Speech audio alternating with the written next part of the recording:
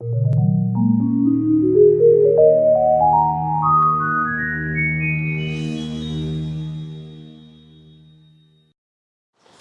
tardes, gracias a todos por haberme invitado a la presentación del Dr. Trillo.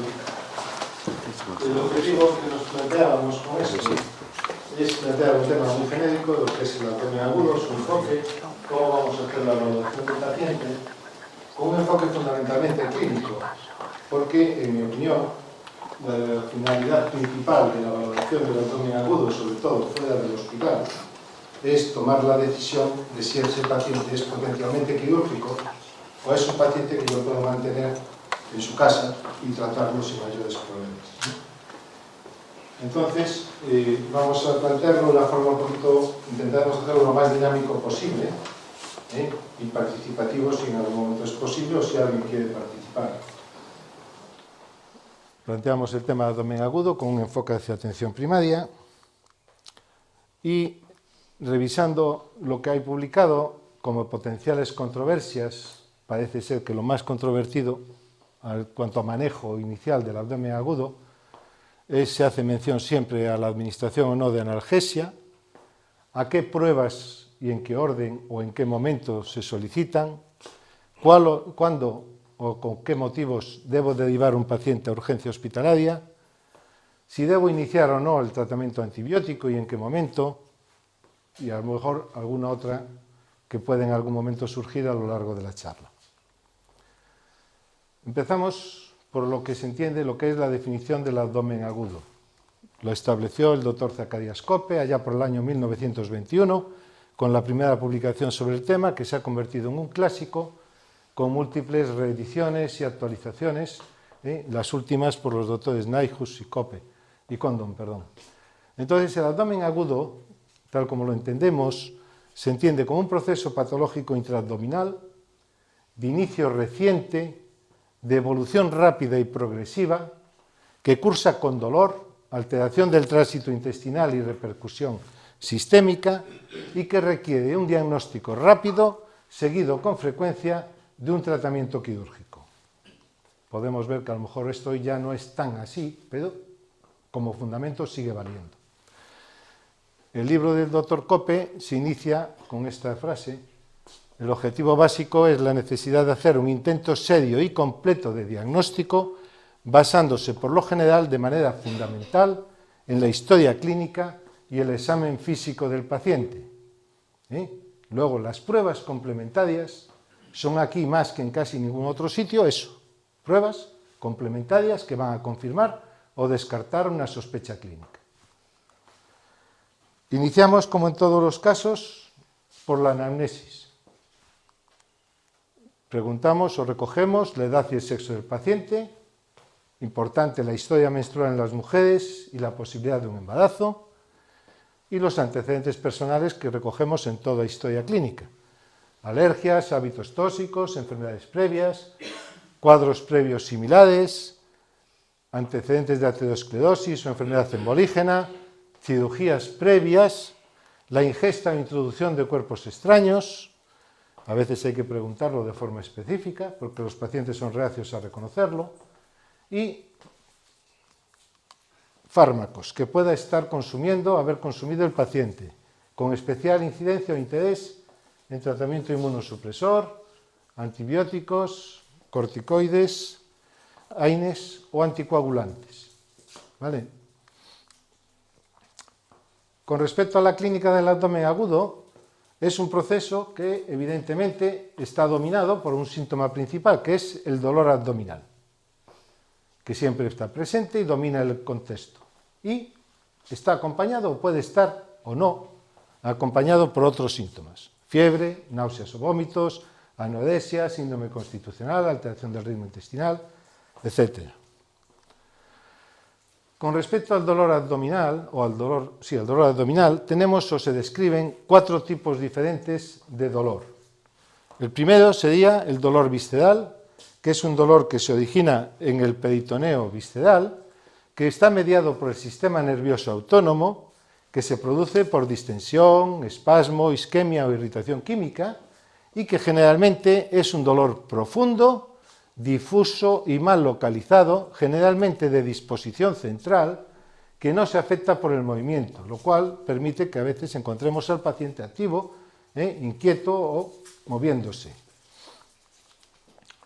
El siguiente tipo es el dolor somático.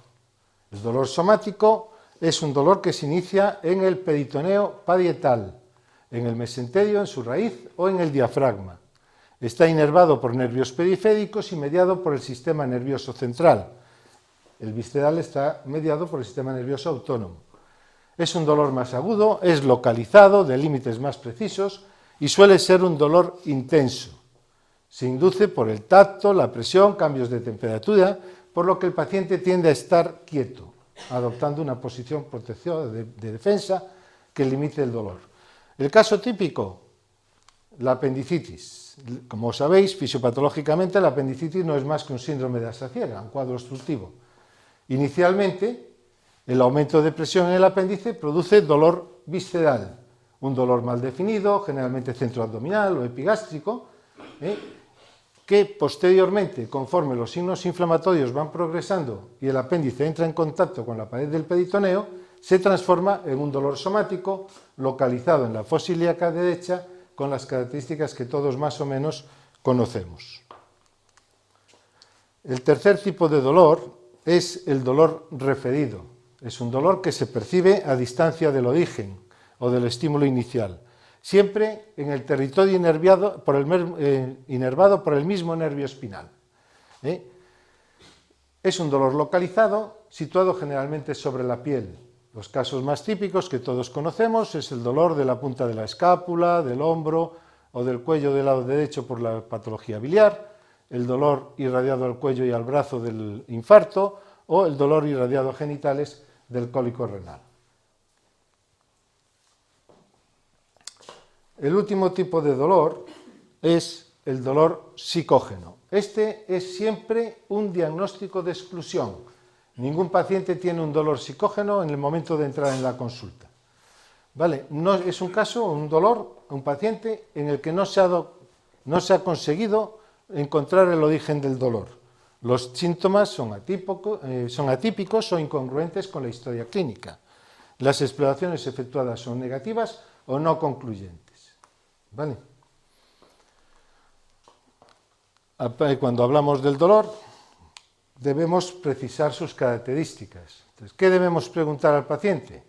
Pues le vamos a preguntar cómo empezó el dolor, si fue de forma brusca o de forma gradual, si hubo algún factor desencadenante, un traumatismo, una ingesta determinada, qué tipo de dolor tiene, si tiene dolor punzante, opresivo, lancinante o sordo, cuánto tiempo de evolución lleva el dolor, dato muy importante, cómo empezó y cómo se fue distribuyendo, si fue un dolor difuso, si ya empezó localizado en un punto determinado, si irradia hacia algún sitio, y cómo es ese dolor, si es continuo, si es intermitente, si es un dolor continuo con agudizaciones tipo cólico, si es un retortijón, etc. A continuación vamos a buscar o interrogar sobre posibles síntomas acompañantes, si el paciente ha tenido fiebre, si tiene náuseas y vómitos, en este caso, qué aspecto tiene el vómito y qué relación guarda con el dolor, si hay síndrome constitucional, importante la anorexia, un chavalillo que tiene ganas de comer y le duele la barriga, es poco probable que tenga una apendicitis. Y el ritmo intestinal, si hay diarrea acompañante, si por lo contrario está estreñido, interrogar sobre la presencia de sangre, moco, pus u otros elementos en las deposiciones y, muy importante, la emisión de gases. Tanto más importante cuanto más tiempo hace desde el inicio del dolor y que puede orientar hacia un cuadro de tipo obstructivo. Un paciente que lleva una semana con dolor de barriga y ventosea todos los días es casi seguro que no está obstruido. Una vez que hemos completado la anamnesis, pasamos a la exploración física. La exploración empieza siempre por la fase de exposición. Es fundamental y no solemos hacerlo casi nunca. Somos muy reacios a quitar los pañales, a bajar las bragas, y una buena exposición consigue muchas veces un diagnóstico inmediato sobre la potencial causa del problema. En este caso, una hernia inguinal. Vamos a recoger las constantes habituales: tensión, frecuencia cardíaca, frecuencia respiratoria y temperatura. Nos vamos a fijar en el color de la piel, el aspecto de las mucosas, la actitud y la posición del paciente en la camilla. Y a continuación iniciamos la exploración por la auscultación cardíaca y pulmonar, como en todas las rutinas exploratorias. La auscultación cardíaca nos puede informar sobre un posible soplo, sobre una arritmia, patologías que pueden estar vinculadas al origen o a la causa del dolor abdominal. La auscultación pulmonar, pues lo mismo, nos puede ayudar a descartar posibles causas extraabdominales de dolor abdominal. La auscultación, aparte de la auscultación cardíaca, la percusión torácica. Esto es de Cope. Cope considera patognomónico de perforación de víscera hueca la desaparición de la matidez hepática en la línea de la base de la axila, por la presencia de la interposición de gas entre el hígado y el diafragma. Muchas de estas cosas, como todos hoy sabéis, lo hemos ido perdiendo con la tecnificación y el paso de los años. A continuación, pasamos ya específicamente a la exploración del abdomen. La exploración del abdomen empieza por la inspección. Conforme nos acercamos al paciente, vemos si el abdomen está blando, si está hundido, si está distendido, si tiene cicatrices, si hay circulación colateral, si presenta equimomas que puedan ser característicos, como el Cullen o el Gray Turner, que como sabéis se asocian a la pancreatitis grave o a las hemorragias retroperitoneales. Y después pasamos a la palpación. Esta la veremos con más detalle dentro de un momento. Forma parte de la exploración abdominal la auscultación, buscando los ruidos intestinales. Clásicamente se requiere por lo menos 1 minuto de auscultación para poder detectar la presencia y tipo de ruido intestinal, y buscamos posibles soplos que orienten hacia patología vascular. Podemos también usar la percusión, que nos va a orientar sobre la sensibilidad de ese abdomen, la sensibilidad superficial sobre todo, la presencia de timpanismo o matidez, una posible oleada ascítica, etc. ¿Qué hacemos con la palpación abdominal? En este momento y delante del paciente tenemos que empezar a pensar anatómicamente. Es el conocimiento de la anatomía lo que nos va a orientar aquí hacia el diagnóstico del paciente. Como sabemos, clásicamente, del abdomen se consideran 9 regiones diferentes, cada una de las cuales se asocia a determinados tipos de órganos y, consiguientemente, a determinadas patologías potenciales. La exploración se inicia de forma cuidadosa, no le metemos el puño hasta la columna, con las manos calientes. Si tocas la barriga con las manos frías, el tío salta y a partir de ahí ya no te enteras de nada. No hay nada que ver, ¿vale? Por lo menos en un rato. Y empezamos por la parte más alejada al foco del dolor. Se van a protestar, pero si me duele a la derecha, y usted no se preocupe, ya llegaremos, ¿vale? Vamos poco a poco. Primero, exploración superficial. Intentamos localizar la zona de máximo dolor, detectar hiperestesia superficial y valorar el grado de contractura abdominal. Luego profundizamos para intentar detectar visceromegalias, masas, y si detectamos una masa nos fijamos en si es fija o móvil, si es pulsátil, etc. Luego venimos toda la parte más específica, con tanto nombre y tanta historia. Empezamos por la sensibilidad de rebote, que es el signo clásico de la peritonitis que todos conocemos. Eso se conoce como maniobra de Blumberg. No confundir con el signo de Blumberg, que es lo mismo, pero con características determinadas o específicas. ¿Vale? La maniobra de Blumberg no es más que el dolor a la descompresión brusca del abdomen. Y es un signo de irritación peritoneal. ¿De acuerdo? Siempre debemos explorar las ingles y el ombligo en busca de potenciales hernias. Algo aparentemente muy sencillo, que puede ser tremendamente complejo en pacientes obesos y que a todos nos ha llevado a cometer errores y a saltarnos una hernia crudal estrangulada. por lo menos en las primeras exploraciones. Luego tenemos una serie de maniobras que van a desencadenar el dolor y que se asocian a determinadas patologías. Ahí tenemos el signo de Blumberg, que, como sabéis, es el dolor a la descompresión brusca, pero específicamente en el punto de McBurney, y que se asocia a la apendicitis aguda. El signo de Robson es una variante del Blumberg, donde tenemos dolor referido a la fosa ilíaca derecha cuando procedemos a la descompresión brusca en la fosa ilíaca izquierda. Las maniobras de McKessock y de Hausmann son dos variantes del mismo signo, lo que todos conocemos como el signo del psoas. El Hausmann es con el paciente en decúbito, boca arriba, presionamos sobre la zona del dolor y le pedimos al paciente que levante la pierna del mismo lado de forma estirada. Si el dolor aumenta, el signo es positivo y se asocia a una posible apendicitis retrocecal. El McKessock es lo mismo con el paciente en decúbito lateral izquierdo con las piernas flexionadas a 90 grados.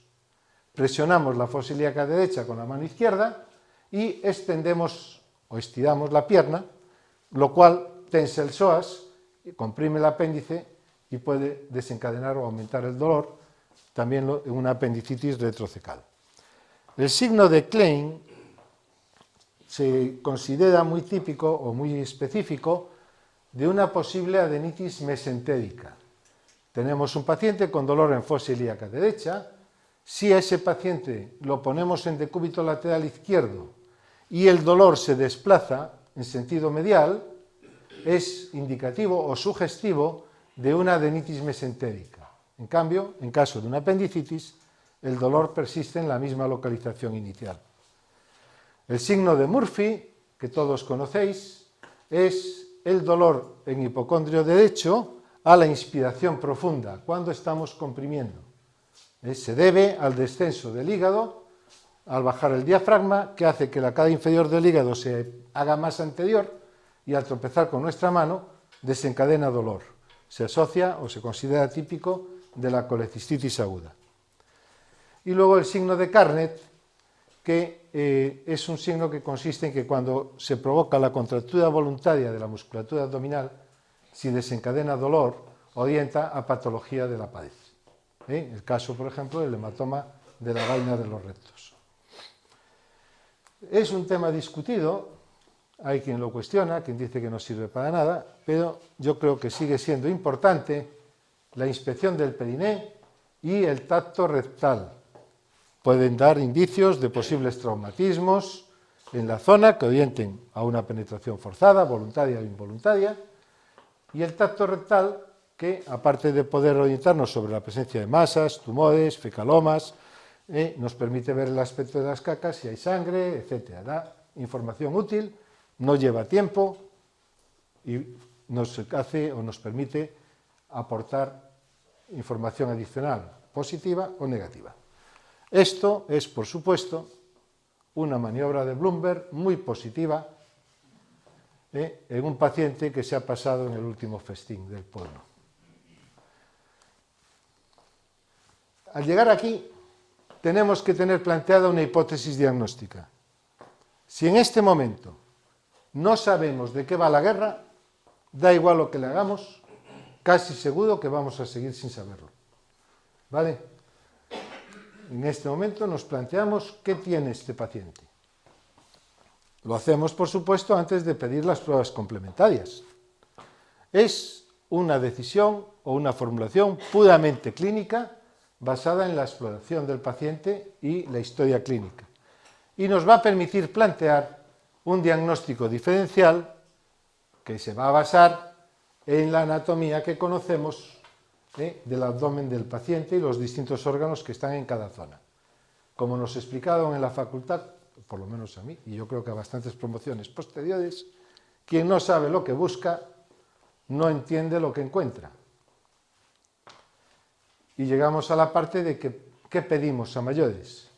Por supuesto, va a estar condicionado por lo que tengamos disponible. Nos vamos a centrar en lo que yo creo que está disponible en casi todos los centros de salud: una analítica, una radiología básica y posiblemente una ecografía, que hasta donde yo sé está cada vez más extendida entre por lo menos los médicos de atención primaria. El electrocardiograma es una exploración muy útil que debe realizarse siempre, que nos puede diagnosticar patología extraabdominal que origina dolor abdominal, o nos puede mostrar patología que puede condicionar una complicación en el abdomen, una fibrilación auricular, como fuente de una posible embolia mesentérica. Haremos pruebas de laboratorio. Siempre una bioquímica básica, con creatinina, urea, ionograma y glucosa. Sorprendentemente estamos viendo bioquímica sin iones. Hay cosas que a veces son difíciles de entender. Se pedirá un hemograma, un estudio de coagulación. Por definición, si estáis valorando un abdomen agudo o un posible abdomen agudo, no cuesta nada pedir el estudio de coagulación. Y nos vamos a evitar meteduras de pata, como llegar a quirófano con un paciente con una actividad de 24, porque se dio por sentado que se le había pedido la coagulación y nadie se lo ha hecho. Y entonces, cuando estás en el antequirófano a punto de dormirlo, dirá, anda, pero si no tiene la coagulación hecha. Ahora, atrás. ¿Vale? Entonces, no cuesta nada. Yo creo que tener presente esa posibilidad, si pensáis que el paciente puede llegar a ser quirúrgico, pedirle ya de entrada una coagulación. Por supuesto, indiscutiblemente, si el paciente consume anticoagulantes. Caso en el que no le vais a dar el anticoagulante aunque sea su hora. Porque ya no es el primero ni el segundo que con un diagnóstico potencial de quirófano se le da a las 8 su pastillita porque le toca. ¿Vale? Pediremos un elemental de orina y un sedimento. El test de embarazo en toda mujer en edad fértil. No sé los demás, yo tengo la experiencia de una chica de 19 años, un sábado por la mañana, con un dolor de barriga horrible, un bombo de aquí a pasado mañana, que se negó que estuviese embarazada hasta que saltó al niño. Yo creo que después también seguía diciendo que no era suyo. ¿Vale? Estaba de parto. La proteína C reactiva, probablemente este no es su sitio, pero yo la pongo.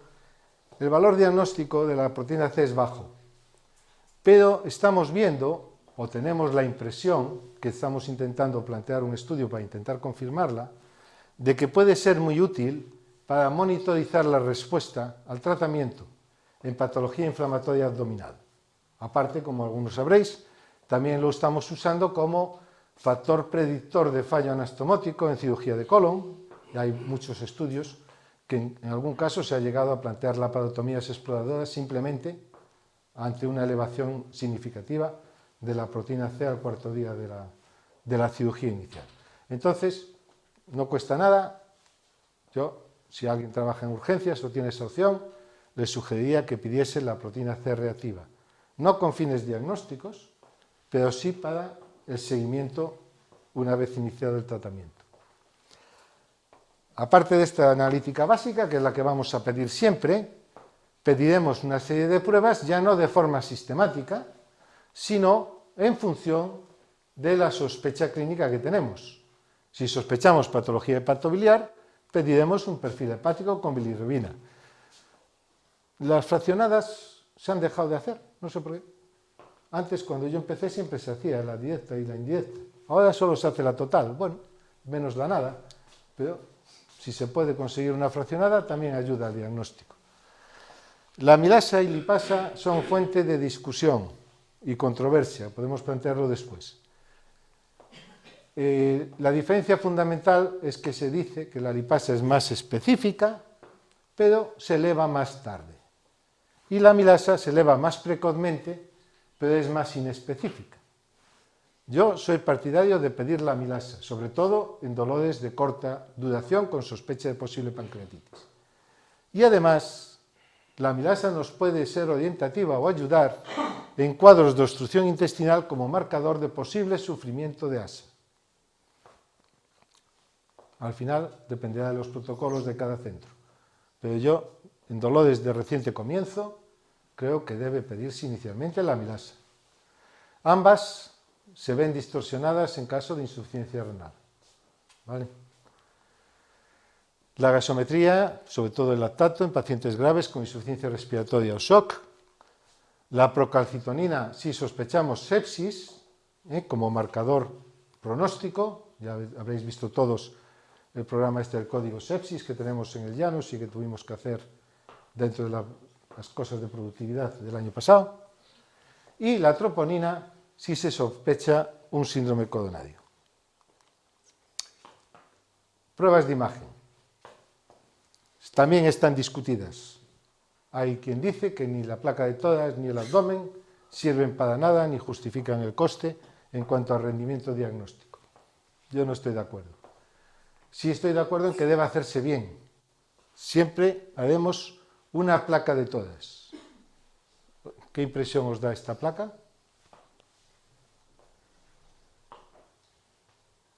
Bueno, esta placa básicamente no se ve nada. Está hecha en decúbito. La cosa cambia si la hacemos en bipedestación. Por eso insisto, el tórax siempre en bipedestación. Problema, en el chuo, paciente que entra en camilla sigue hasta que se muera. ¿Vale? No lo levanta ni con grúa. Da igual que tenga 15 años que tenga 99. Un chaval de 15 años que va en camilla a rayos, en camilla se queda. Y allí le hacen las pruebas. Entonces, si el paciente, su estado lo permite, mandadlo en silla, ¿vale? O que vaya paseando. Buscamos datos de neumoperitoneo, derrames o condensaciones. También podemos ver, pues eso, derrames, condensaciones, etc.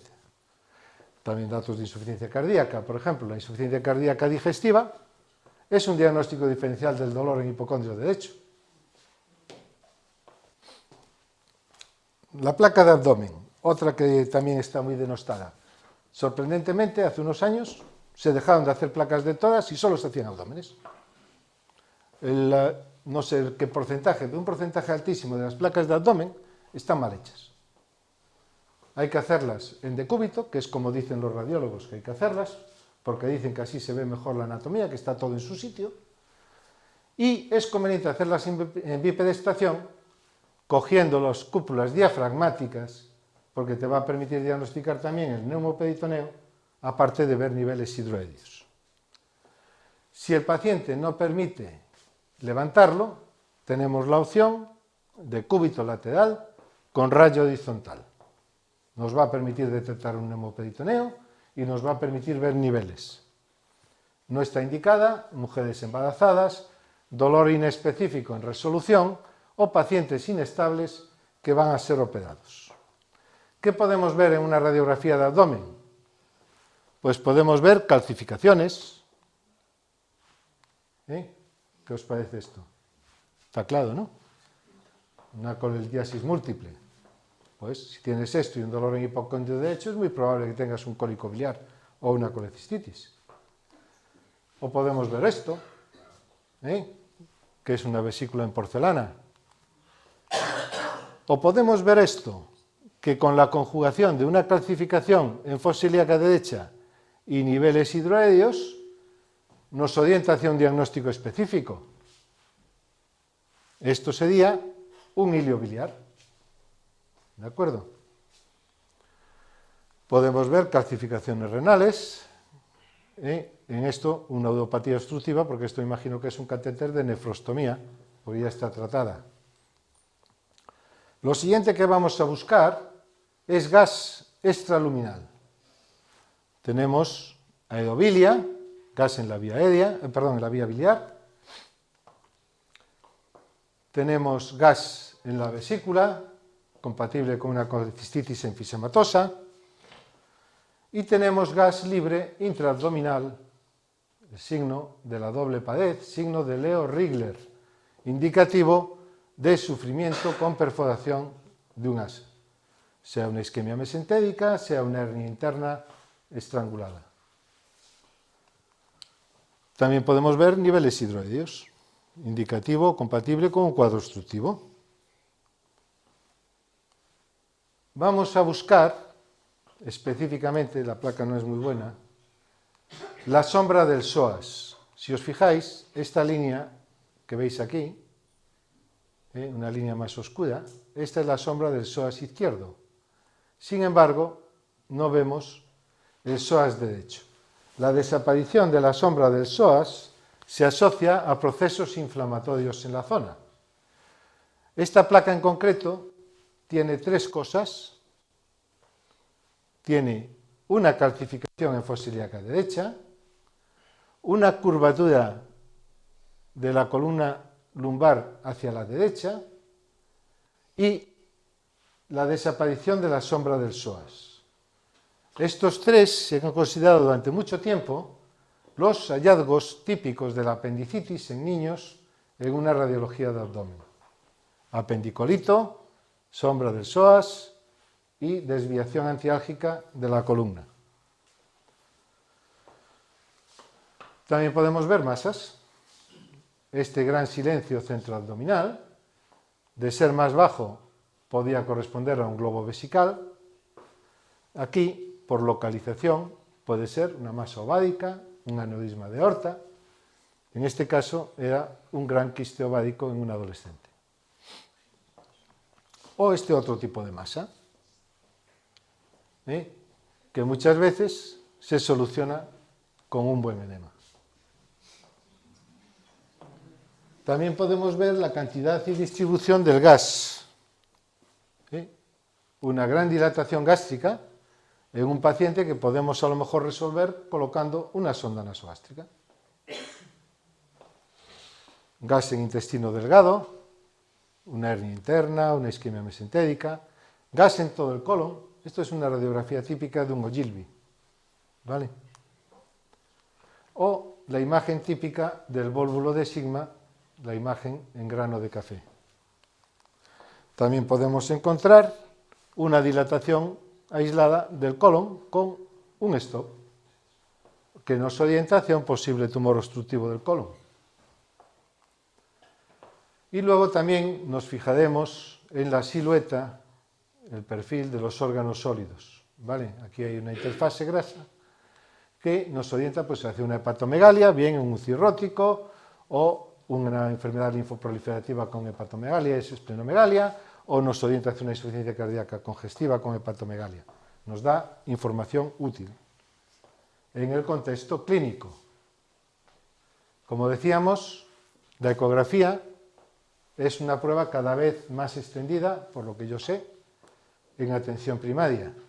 Y es una prueba muy útil y de elección en la patología hepatobiliar y la patología ginecológica y en el diagnóstico diferencial del dolor de fosa ilíaca derecha en mujeres.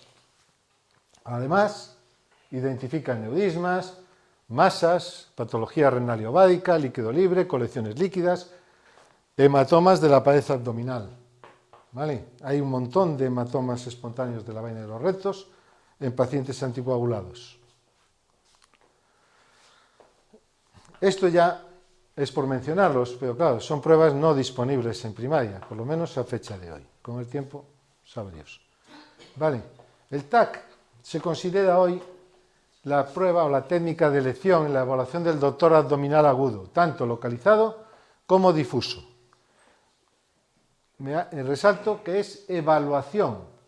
No pretendemos diagnosticar con el TAC, pretendemos confirmar sospecha clínica y evaluar gravedad. ¿Vale? No está indicado de primera elección en sospecha de colecistitis aguda, en la patología ginecológica aguda, en el dolor abdominal en niños, jóvenes y embarazadas, en los que la técnica de elección es la ecografía. Problemas del TAC, una exploración costosa, expone al paciente a radiaciones ionizantes y estamos expuestos al riesgo de nefropatía inducida por el contraste endovenoso. Un TAC sin contraste, cualquier radiólogo os dirá que pierde mucha eficacia, que es el argumento que usan para denegarlo muchas veces. ¿Vale? Otras pruebas que tuvieron su lugar siguen estando disponibles. La enema opaca la usábamos sistemáticamente hace 20 años cuando sospechábamos una neoobstructiva del colon, nos permitía localizar la altura y confirmar el diagnóstico antes de llevarlo a quirófano. Hoy en muchos sitios han desmontado las mesas y es imposible hacer un enema opaco. ¿Vale? Aquí todavía disponemos de él. El tránsito con gastrografín, tanto con fines diagnósticos como terapéuticos en la obstrucción intestinal. Sabéis que el protocolo de obstrucción intestinal incipiente o en evolución, la administración de una dosis de gastrografín oral y el control radiográfico para confirmar el paso, es una técnica o una prueba cada vez más extendida. En la residencia establecimos hace 2 años un protocolo de manejo en la obstrucción intestinal con gastrografín para limitar las indicaciones de ingreso o definir con más claridad si realmente es o no un cuadro de obstrucción intestinal. Y luego ya ureografías, arteriografía, resonancia magnética, de menor utilidad inicial, la endoscopia, utilidad diagnóstica y terapéutica, endoprótesis, confirmación y tratamiento de la hemorragia digestiva, etc. La paracentesis, para valorar una ascitis, las características del líquido libre. Cada vez se usa menos en trauma o para diagnóstico, como se usaba hace años. Y la laparoscopia, que es tanto una técnica diagnóstica como una técnica o un abordaje terapéutico, por decirlo así, y que puede evitar muchas exploraciones en según qué pacientes. También es un tema controvertido, pero que escapa al objeto de lo que aquí tratamos hoy. Entonces, ya que hemos hablado de lo que es el abdomen agudo, nos vamos a centrar un poco en los puntos de posible controversia, o lo que a mí me parecía que podía ser controvertido. Vamos a empezar presentando un pequeño caso clínico. ¿Vale? Se trata de una mujer de 55 años, con antecedentes de hipertensión arterial y dislipemia, que acude a urgencias presentando un cuadro de episodios repetidos de dolor epigástrico autolimitado, acompañado de náuseas y vómitos, de una semana de evolución. Refiere que el dolor irradia espalda y hacia el hombro derecho. La paciente fue valorada, se trató, cedió el dolor, se mandó a casa y regresa a las 6 horas con un cuadro idéntico al inicial. ¿Vale? Y se decide solicitar una valoración por cirugía para descartar o valorar posible patología abdominal. La exploración abdominal es normal, las pruebas de laboratorio son todas normales, salvo una discreta leucocitosis, amilasa y pruebas hepáticas normales, troponina negativa, la placa de tórax y abdomen son normales. ¿Qué hacemos con esta paciente? ¿Perdón? Explorada y ya está, la exploración abdominal es normal. Sí.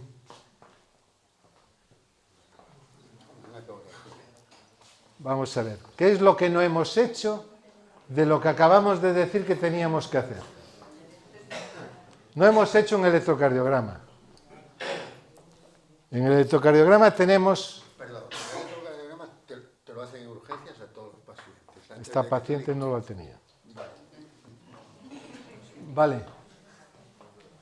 Vemos test negativas de V2 a V4 y se decidió ingreso para observación y seguimiento. La evaluó un cardiólogo, le hizo un ecocardio que apreció una hipocinesia apical.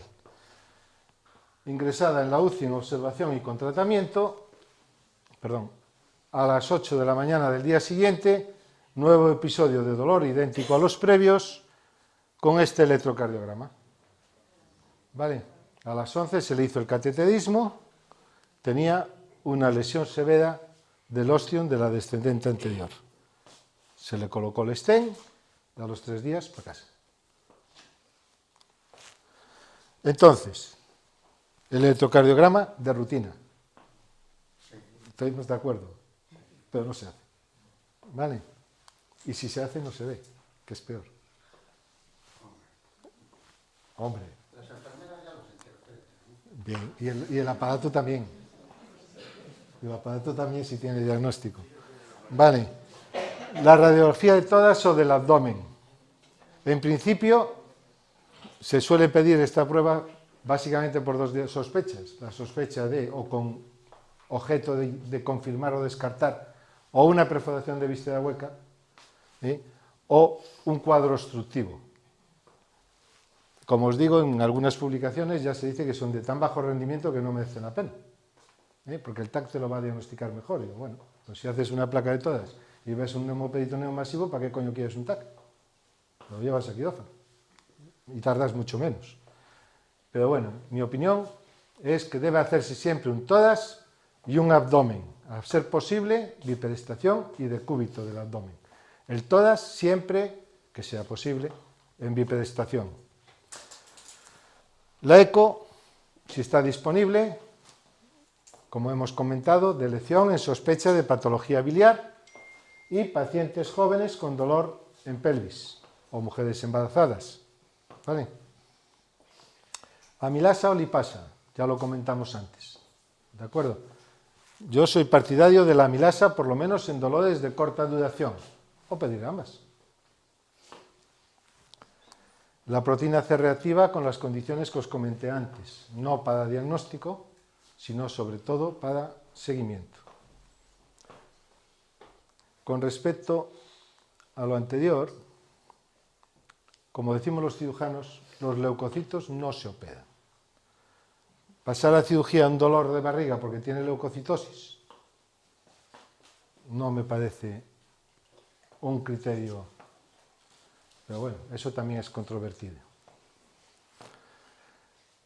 Se discute, o se discutió durante muchos años, siempre era la pregunta típica, ¿le puedo poner analgésicos a un paciente que tiene dolor o no puedo ponérselos? Bueno, hoy parece ser que ya está claro el consenso de que se puede administrar analgesia sin problemas. De hecho, no enmascaran los datos de irritación peritoneal y facilitan la exploración al tranquilizar al paciente. Se deja explorar mejor. ¿Vale? Se recomiendan AINES, paracetamol o opioides. Empezar por el paracetamol, antiinflamatorios no esteroideos, o metamizol. ¿Vale? Los AINES, en un contexto de abdomen agudo, mientras no tienes claro si la patología es gástrica, a lo mejor no es una buena indicación inicial. Entonces, paracetamol, metamizol o opiáceos. Antibióticos. ¿Debo administrar antibióticos a un dolor abdominal antes de mandarlo al hospital? En función del foco probable, si se sospecha sepsis o perforación de víscera hueca. Como sabéis, en código sepsis se considera que la primera hora, desde el momento del diagnóstico, la administración de antibióticos incide en el pronóstico del paciente. Si tienes un cuadro claro de colangitis, amarillo con fiebre y dolor de barriga, puedes empezar una dosis de antibiótico. El amoxiclavulánico está disponible en todos lados, mejor endovenoso que oral, si no es alérgico, o cualquier otro que te parezca oportuno, a función y criterio de cada uno. Y se puede derivar con una dosis. Nunca en casos de dolor inespecífico sin sospecha de infección. ¿Cuándo derivamos un paciente al hospital? En principio, cualquier paciente inestable con afectación del estado general, pacientes con exploración patológica, en función de la sospecha diagnóstica, sobre todo si no disponemos de las pruebas que consideramos necesarias para confirmarla o descartarla. Un grupo especial, cada vez más frecuente en nuestra provincia, pacientes ancianos, demenciados, poco colaboradores, en que la exploración es difícil o casi imposible, pues ante un dolor abdominal sospechoso o que no se encuentra una causa clara, pues puede ser una indicación de remisión para una valoración más completa. En caso de ausencia de respuesta al tratamiento o recidiva precoz del cuadro. Los leucocitos por sí solos no son indicación de traslado a ningún sitio. ¿Cuándo podemos hacer observación domiciliaria? Pacientes con dolor abdominal inespecífico, con buen estado general, sin signos de irritación peritoneal en la exploración física y sin hallazgos significativos en las pruebas disponibles. Yo recomiendo personalmente la reevaluación en las 24 horas siguientes. Los ves hoy en la consulta, te padece un dolor de barriga anodino, sin demasiada importancia, le haces las pruebas que te parecen oportunas y son normales, pues le digo, mire, quédese en casa, haga una dieta ligera, hidrátese, y mañana viene usted otra vez a la consulta y le vuelvo a ver, para ver cómo evoluciona. Siempre dejar la puerta abierta. Siempre se le debe decir lo típico. Si el dolor empeora, si cambia, si tiene algún síntoma nuevo, vuelva usted. ¿Vale?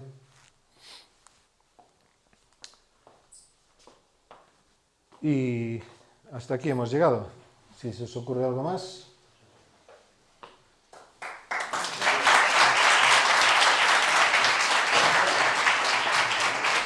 Pues muchas gracias. ¿Alguna pregunta? ¿Alguien quiere hacer alguna pregunta? Después de esta clase, ser mi majestad. ¿A ti qué no te gustó? A mí no, a mí me gustó todo. Sobre todo a mí Pues- me ha gustado la incidencia que hacemos en la clínica.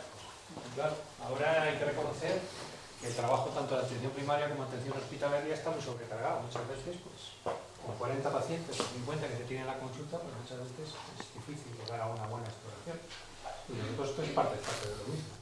Hay cosas básicas que has dicho, pues, lo de la ausencia de diagnóstico muchas veces de una hernia inguinal, el valorar clínicamente con un mínimo de pruebas diagnósticas, que eso sí que se puede hacer en la atención primaria. Es interesante, es decir, siempre es interesante replantearse esto, ¿qué estamos perdiendo? Es decir, ¿qué estamos perdiendo? Estamos perdiendo la clínica. Claro, Desde mi es punto que de vista. Es curioso, perdón, es curioso que los cirujanos estemos hablando de consejos a todo el mundo. Es curioso porque hoy en día te dicen los jóvenes que en los hospitales, sobre todo de gran nivel, un cirujano no baja urgencias ni de coña, sin una eco previa. Entonces es muy curioso, pero todo Bueno, por un camino. eso es- sin embargo, eso tenía en la diapositiva en algún punto la nota de cuándo llamar al cirujano, pero no la incluí. Porque los cirujanos no estamos de acuerdo en cuándo se nos debe llamar. ¿Eh? No, pero has entendido lo que dices. Entiendo perfectamente, es que pasa todos los días. Pero yo no creo que tenga que llamarte cuando tienen hecho todo. Si tienes la chica de la hernia, a mí llámame en cuanto haya entrado por la puerta, no esperes ni a la analítica. La vas pidiendo, pero ya va a joderla. ¿Qué sentido tiene que me llames dentro de 3 horas con la analítica? ¿Va a cambiar la hernia? Lo único si quieres hacer una prueba de reducción con analgesia, ¿vale? Pero si no, llámame ya. Ahora, sé de compañeros que no aceptan ese criterio, sobre todo si están en su turno. Entonces, es como todo. Yo creo que, vamos a ver, el cirujano se le llama porque es cirujano. El cirujano se le llama para decir, oye, ¿te parece oportuno una laparotomía exploradora? ¿Tú qué opinas? Pero el cirujano no para operar. Para hacer los diagnósticos no es el cirujano. Entonces yo creo que hay una equivocación ahí. El diagnóstico la tiene que hacer de presunción, no de seguridad. Bueno, Está en urgencias. O el médico de primaria avisa. eso fue... Entonces, tú no estás ahí para decir, mándalo para casa y no tiene nada. Si no, ya le das sentimiento de que es una domencia urgente. Y luego después valorar qué tipo... No podemos estar más de acuerdo. Yo creo que lo he dicho desde el principio. El objetivo de la valoración de estos pacientes es establecer si hay o no indicación quirúrgica urgente, básicamente. Y luego llegar a un diagnóstico etiológico.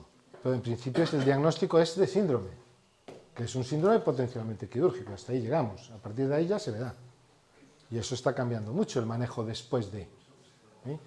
Pero, El motivo de esta charla era eso, quizá lo que se podíamos llamar optimización de un mínimo para un máximo.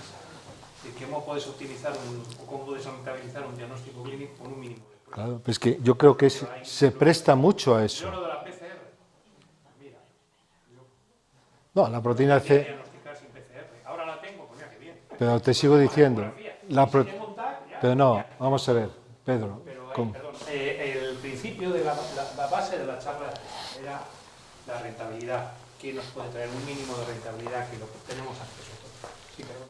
No, como yo dije en la charla, la proteína C no tiene finalidad diagnóstica, que de hecho en los trabajos dice que su rentabilidad diagnóstica es muy baja.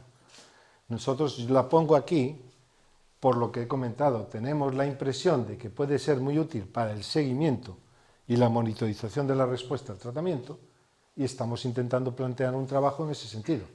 Pero claro, necesitas tener la proteína C inicial.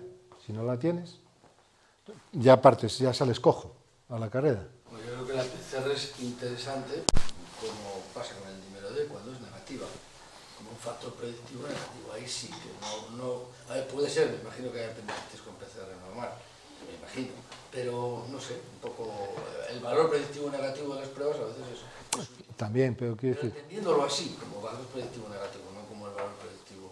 Pues yo te felicito porque creo que nos has recordado algunas cosas fundamentales de algo fundamental, como es tocar una tripa y mirar una tripa y valorarlo, que yo creo que nos valen para todos, no para los jóvenes, sino para los también, los que ya llevamos años tocándolas y que hay cosas que se nos olvidan, ¿no? Yo creo que está muy bien que de vez en cuando hablemos de todo esto. Y me parece importante eso, ¿no? Lo que has comentado.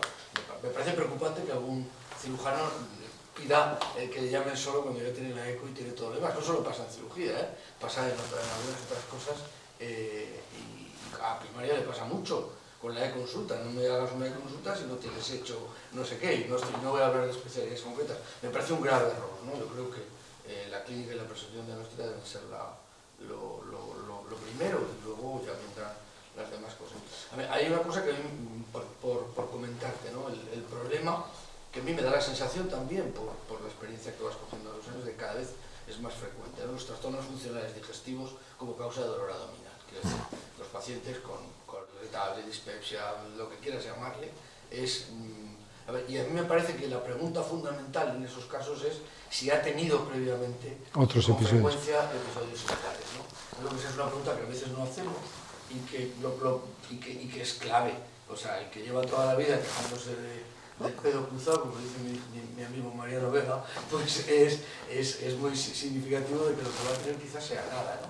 Y ahí sí que pueden valer esas cosas para quedarse tranquilo, ¿no? Una PCR normal, alguien que le duele la tripa habitualmente y que ese día le duele un poco más y que además está nerviosa, te permite mandar para casa ya lo hacemos con el jefe. Bueno. Hombre, la bibliografía dice que prácticamente poco más de un 10% de los dolores de barriga son abdómenes agudos. Entonces, tenemos mucho margen. Pero bueno, lo importante es identificar los que son de verdad. Julio, Perdón. Quería... No, es que una cosa que me llama la atención es el tema de la analgesia. Según tu criterio, ¿podemos poner analgesia de entrada? Vamos a ver, en función de la intensidad del dolor, siempre se discutió este tema, siempre se decía, bueno, no le pongas porque va a tapar cosas, te distorsiona. La irritación peritoneal no la calma, no la anula un analgésico. Quiero decir, el analgésico te elimina la sensación del dolor, pero la sensibilidad y el rebote siguen ahí, no se modifican. Puede tener un poquito menos de intensidad, pero si lo pillas desprevenido, bota igual. ¿Me entiendes? Quiero decir, se ha comprobado que no distorsiona la exploración. En ese sentido, tener al paciente rabiando tampoco te ayuda mucho, porque no se va a dejar explorar bien. ¿Entiendes? Si tiene miedo que le duela tanto, ya no te deja ni tocar la mano, ni meter la mano por ningún lado. Empiezas, lo relajas, le pones un analgésico, le alivias el síntoma, no anulas ni tapas los síntomas, los signos exploratorios, y te va a ayudar, porque va a estar él más tranquilo y se va a permitir o se va a dejar explorar mejor. Ya te digo, yo todos los sitios, toda la bibliografía de los últimos 10 años que he consultado, todos coinciden en que hoy la administración de analgesia no tiene incidencia sobre, al contrario, probablemente mejora la calidad diagnóstica. O la precisión. Una primera exploración, cuando una impresión de dolor es Tú haces una primera valoración, ves cómo se encuentra y le puedes poner analgesia. Y eso después lo vas a seguir explorando y confirmas. Puedes tener una primera exploración con una sensación de un peritonismo muy acusado, le pones una analgesia suave como un paracetamol, te queda suave como unas malvas y después le tocas y no le duele en ningún lado. Y igual, a lo mejor no lo mandas para casa, pero lo dejas en observación o lo haces venir a las 8 horas o a las 12 horas para volver a valorarlo. ¿Me entiendes? Quiero decirte, te permite calibrar un poquito mejor la realidad del cuadro. ¿Vale? Porque lo que más me gusta es lo de la anamnesis, ¿no? Que lo has dicho muy clarito. En los tiempos que corren es que nadie pregunta a fondo, o nadie, creo que nadie, yo no lo sé, llevo 6 años sin ejercer, pero el éxito de un diagnóstico reside en un 65% en la anamnesis bien hecha, es decir, no hace falta ni tocar al paciente. un 15% una exploración física bien hecha, pero el valor positivo de la exploración física también tiene un valor negativo, es decir, si tú no encuentras ninguno de todos esos signos, incluido el Klein, el Carle, etc., pues ya te va dejando un poquito tranquilo. Y por último queda un 20% que son los análisis, o sea, los datos complementarios, los estudios que haces. Pero, si una buena análisis, una exploración medida como Dios manda, el diagnóstico queda muy obsesionado. El apendicitis, por ejemplo. Checho ha dicho una cosa muy buena, que es que si tú has tenido un dolor anterior parecido, probablemente no sea apendicitis, no sea nada importante. En los dolores abdominales, lo que hasta donde yo llego, y he visto accesos apendiculares después de una semana o dos, es que el dolor debe preceder siempre a los síntomas de náuseas, vómitos, etc.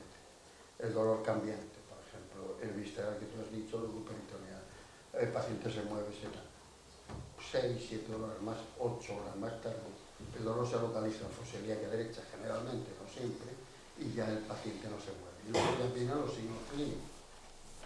Es decir, que una apendicitis se diagnostica con la lengua, si haces el diagnóstico bien, la mayoría. Luego hay apendicitis raras, el obturador... Pero ahí está, es que por eso son pruebas complementarias. El manejo de una buena interrogatorio, una exploración física bien hecha, te deja las cosas bastante claras.